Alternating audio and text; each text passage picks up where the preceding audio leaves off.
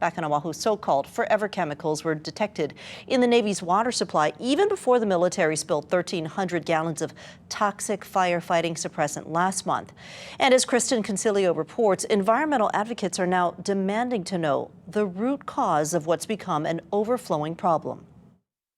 The Honolulu Board of Water Supply says toxic chemicals in firefighting suppressant have been detected in the Navy's drinking water system for at least the past 2 years, at levels deemed safe at the time.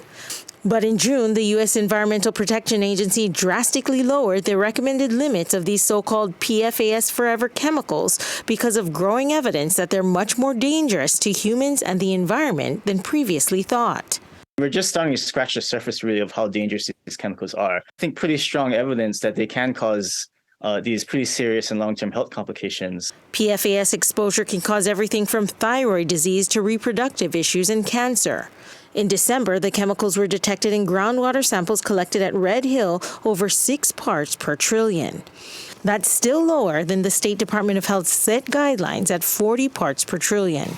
But under the EPA's new guidance, it's no longer safe to drink water with PFAS chemicals above 0.004 parts per trillion.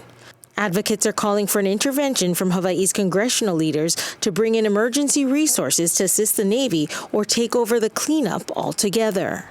So we can, again, reduce any harm that we may be inflicting on the nearby communities, on our groundwater, on future generations. These are forever chemicals.